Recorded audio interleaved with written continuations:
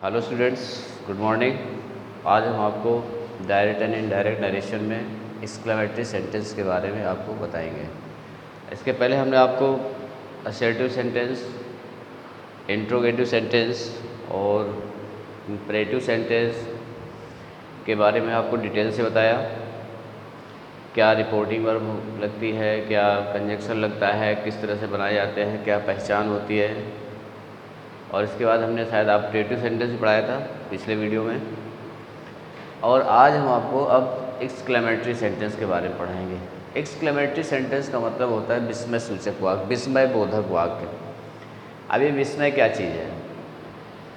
ये इस सेंटेंस जो होता है, ये जो सेंटेंस होते हैं, एक्सक्लेमेटरी सेंटेंस जो होते हैं, इनमें हम अपनी इंटरनल फीलिंग यानी आंतरिक भावनाओं को, यानी इंटरनल फीलिंग का मतलब होता है अचानक प्रसन्नता हो जाए, प्रसन्नता प्रकट करें या दुख प्रकट करें या किसी बात पर हमको आश्चर्य हो जाए, तो इसको हम इंटरनल रूप से महसूस करते हैं। ऐसा नहीं कि बहुत खुशी हो गई, बहुत ज़्यादा उसको हम शो करने लगे, दुख हो गए, बहुत ज़्यादा उसमें हम परेशान हो गए, या आश्चर्य हो गया तो बहुत ज़्यादा एक्साइटेड हो गए। हम केवल अपने चेहरे का एक्सप्रेशन दिखाते हैं इसमें एक्सक्लेमेटरी सेंटेंस में। ऐसा मतलब इस जो एक्सक्लेमेटरी सेंटेंस होते हैं, इन वाक्यों से हमें यही तीन चीज़ें प्रकट होती हैं, जैसे सुख, दुख या आश्चर्य। अब हम इसको पहचानेंगे कैसे? पहचानने के लिए हमें यहाँ पर कुछ शब्द लिखे हुए हैं। हुर्रा शब्द है। हुर्रा शब्द का मतलब है आनंद प्रकट करना, खुशी प्रकट करना। एलास लिखा हुआ है। एलास माने होता है दुख प्रकट करना। ब्रावो, शाबाशी देना किसी को। तो ये तीन चीज़ें हैं। पहले देखिए, हुर्रा। हुर्रा मतलब प्रसन्नता प्रकट करना। जब बहुत ज़्यादा एक्साइटमेंट होता है तो हुर्रा शब्द का यूज़ करते हैं। Hurrah, we have won the match. और जब दुखी होते हैं तो एलास शब्द का प्रयोग करते हैं। Alas, I M ruined. इसी प्रकार ब्रावो, शाबाश, किसी को शाबाशी देते हैं, बहुत अच्छा काम किया तो उसको शाबाश बोल देते हैं हिंदी में, तो वहाँ पर ब्रावो शब्द आ जाता है इंग्लिश में। तो एक तो ये पहचान हो गई आपकी। इसके बाद एक एक्सक्लेमेशन मार्क होता है। एक्सक्लेमेशन मार्क भी लगा रहता है। इसको हम विस्मय सूचक चिन्ह बोलते हैं। एक बड़ा सा डंडा और नीचे पॉइंट लगा रहता है। तो एक्सक्लेमेटरी सेंटेंस में एक्सक्लेमेशन मार्क भी होता है। तो अब हमको पहचान के तौर पे तो हमें पता चल गया, हुर्रा, एलास, ब्रावो, और एक और सब और है व्हाट या हाउ, इनका प्रयोग भी होगा। और लास्ट में हमारा एक्सक्लेमेशन मार्क लगा रहेगा। तो ये हमारी पहचान हो गई एक्सक्लेमेटरी सेंटेंस की। यहाँ पर व्हाट या हाउ लगा होगा तो लास्ट में एक्सक्लेमेशन मार्क है, तब वो एक्सक्लेमेटरी सेंटेंस होगा। क्वेश्चन मार्क हो जाएगा तो इंट्रोगेटिव सेंटेंस में चला जाएगा। अब आते हैं बनाने के लिए क्या तरीका है। अगर वाक्य में प्रसन्नता प्रकट की गई, खुशी प्रकट की गई है, आनंद प्रकट किया गया है, तो वहाँ पर हम जो हमारी रिपोर्टिंग वर्ब है उसमें प्रयोग करेंगे exclaimed with Joy. Exclaimed with Joy भी हो जाता है, एक्सक्लेम्ड विद डिलाइट भी कर सकते हैं। तो वहाँ पर हम एक्सक्लेम्ड विद जॉय, और इसके बाद अगर मान लीजिए एलास लगा हुआ है, दुख प्रकट किया जा रहा है, तो वहाँ पर हम एक्सक्लेम्ड विद सारो का प्रयोग करेंगे। सारो और ग्रीव भी हो सकता है, एक्सक्लेम्ड विद ग्रीव का प्रयोग भी कर सकते हैं, एक्सक्लेम्ड विद सारो का प्रयोग भी कर सकते हैं। अगर किसी की प्रशंसा की गई है, बड़ाई की गई, तो वहाँ पर अपलॉडेड सेइंग। अपलॉडेड माने होता है बड़ाई करना, और बड़ाई करना कहते हुए, यानी बड़ाई की ये कहते हुए की, तो वहाँ पर हम अपलॉडेड, और अगर ऑब्जेक्ट दिया हुआ है तो वहाँ पर ऑब्जेक्ट का प्रयोग हम अपलॉडेड और सेइंग के बीच में कर देंगे, और इसके बाद वाक्य बन जाएगा। ये तो हमारी रिपोर्टिंग वर्ब हो गई तीनों। इसके बाद यहाँ पर अब कंजक्शन क्या लगेगा? कंजक्शन के रूप में हम दैट का प्रयोग करेंगे। कंजक्शन के रूप में हम किसका प्रयोग करेंगे? दैट का प्रयोग। अब देखिए वाक्य जैसे the boys said, comma note comma, hurrah, we have won the match, we have won the match. अब जैसे वाक्य लिखा हुआ है, अब हुर्रा के नीचे एक्सक्लेमेटरी सेंटेंस का निशान लगेगा, ये भी ध्यान रखिएगा। एलास, हुर्रा और ब्रावो के साथ ही एक्सक्लेमेशन मार्क लगता है। और इसके बाद इन्वर्ट कॉमा बंद। अब हम जब इसको बनाएंगे तो द बॉयज और एक्सक्लेम्ड विद हुर्रा लगा हुआ तो क्या हो जाएगा, एक्सक्लेम्ड विद जॉय। और इसके बाद कंजक्शन के रूप में दैट का प्रयोग कर दीजिए और ये शब्द हट जाएंगे। यानी जब नरेशन बनाएंगे तो हम इन शब्दों को क्या करेंगे, हटा देंगे। इसके बाद वी को चेंज करेंगे बॉयज़ के अनुसार, क्या हो जाएगा, they had one the match, they had one the match. तो यहाँ पर हुर्रा शब्द था, प्रसन्नता प्रकट की जा रही थी, आनंद प्रकट किया जा रहा है, खुशी प्रकट की जा रही है, तो क्या लगाया हमने रिपोर्टिंग वर्ब के रूप में, एक्सक्लेम्ड विद जॉय। और कंजक्शन के रूप में हमने किसका प्रयोग कर दिया, दैट का प्रयोग कर दिया। अब इसके बाद अब देखिए, जैसे मान लीजिए लिखा हुआ है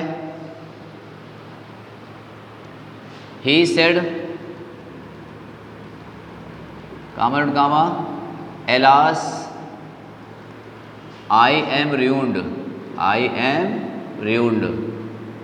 अब जैसे ये वाक्य लिखा हुआ है तो ही एक्सक्लेम्ड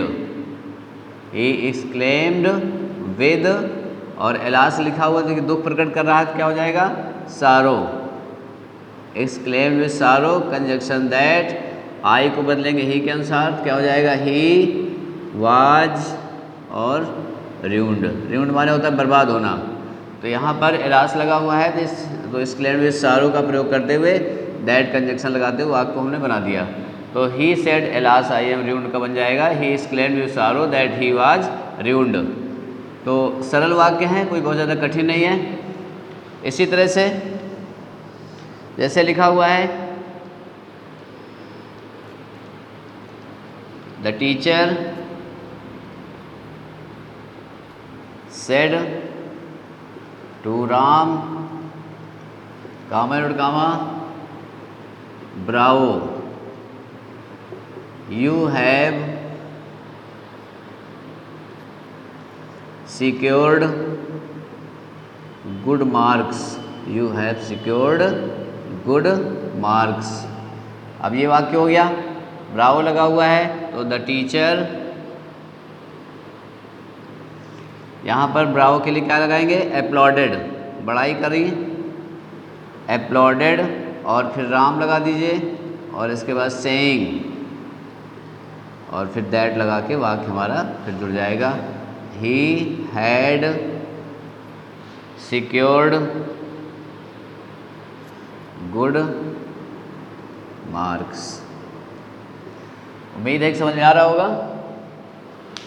तो इस तरह से हमने आपको तीनों भाव निकाल दिए। एक्सक्लेम्ड विद जॉय का वाक्य बता दिया, एक्सक्लेम्ड विद सारो का बताया, एप्लॉडेड सेइंग का भी बता दिया। यानी कि अगर हुर्रा लगा हुआ है, खुशी प्रकट की जा रही है, तो एक्सक्लेम्ड विद जॉय लगेगा। एलास लगा हुआ तो एक्सक्लेम्ड विद सारो का प्रयोग करेंगे। एप्लॉड और ब्राउ लगा तो एप्लॉडेड सेइंग का प्रयोग करेंगे।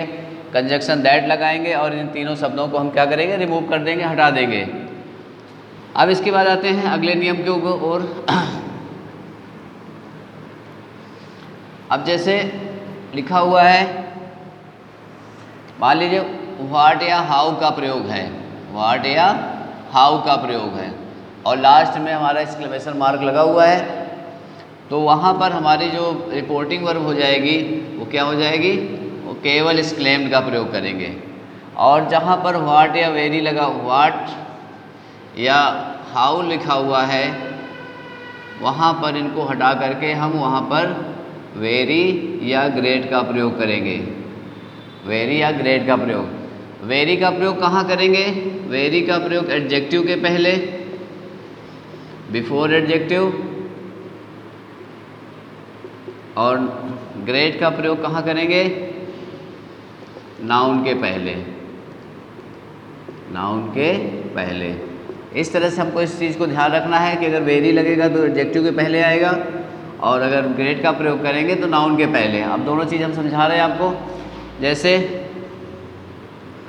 दे said comma dot comma what a beautiful building, what a beautiful building it is, और लास्ट में एक्सक्लेमेशन मार्क लगेगा यहाँ पर। और इसी तरह एक वाक्य और देखिए, they said comma dot comma what a building, what a building it is. और ये अब यहाँ पर आपके पास दो वाक्य लिखे हुए हैं, अब हम इसको बनाते हैं।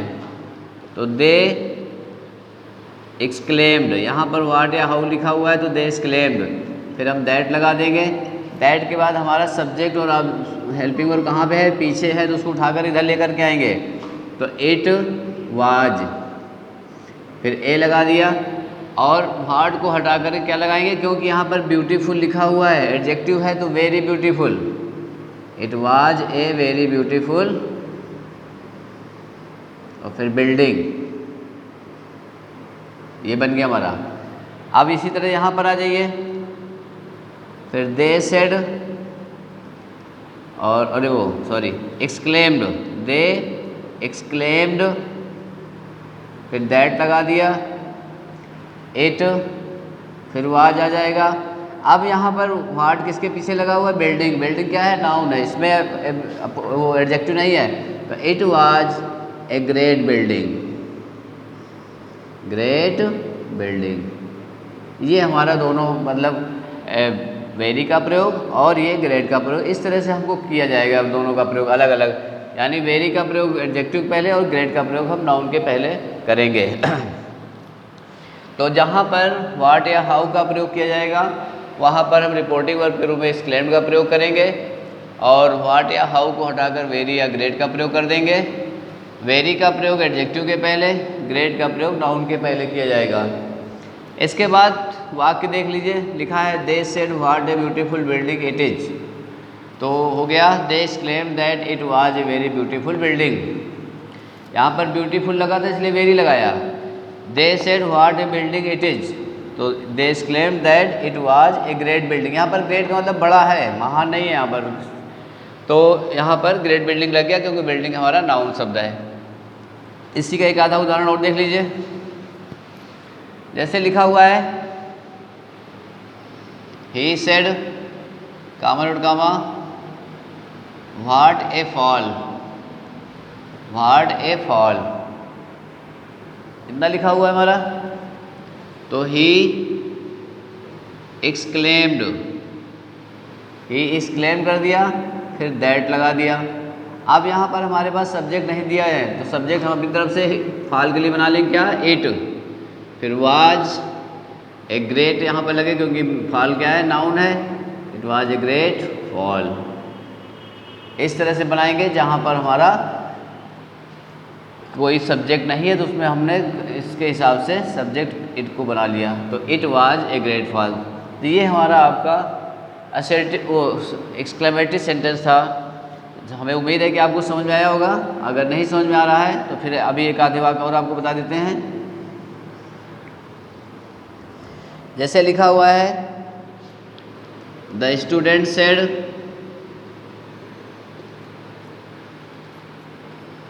कामा dot comma alas, alas my friend is dead,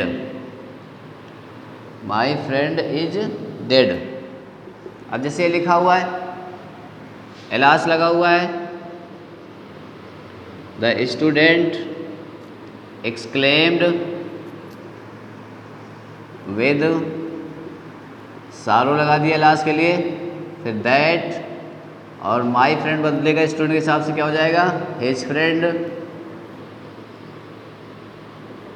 his friend, his का वाच कर दीजिए, और डेड। इस तरह बनाए जाएंगे। अब देखिए हमें केवल ये देखना है कि वाक्य में किस तरह का भाव प्रकट किया जा रहा है। एलास दुख प्रकट किया जा रहा है तो वहाँ पर एक्सक्लेम्ड विद सारो लगा दीजिए। होर्रर लगा हुआ है, एक्सक्लेम्ड विद जॉय लगा दीजिए। ब्रावो बड़ाई की जा रही है तो वहाँ पर अपलॉडेड सेइंग का प्रयोग कर दीजिए। वाट या हाउ है तो एक्सक्लेम यानी आश्चर्य प्रकट किया जा रहा है तो एक्सक्लेम लगा करके, और इसके बाद कंजक्शन ऑफ दैट लगा दीजिए। वाट या हाउ को हटाकर वहाँ पर वेरी या ग्रेट लगा दीजिए, आपका वाक्य कंप्लीट हो जाएगा। तो ये आपके एक्सक्लेमेटरी सेंटेंस थे। उम्मीद है कि आपको समझ में आ गए होंगे। अगर आपको समझ में आ गए हों आसानी से और लगे कि हाँ आप समझ में आ गए हैं, तो आप हमारे यूट्यूब चैनल को लाइक करिए, उसको देखिए और अपने कमेंट्स भेजिए ताकि हमें पता चले कि नहीं कुछ फ़ायदा हो रहा है आप लोगों का। और इसको आप सब्सक्राइब करिए चैनल को, जिससे कि आपको फिर और आगे भी अभी काफ़ी सारे नियम हैं वो आपको बराबर मिलते रहें। Thank you.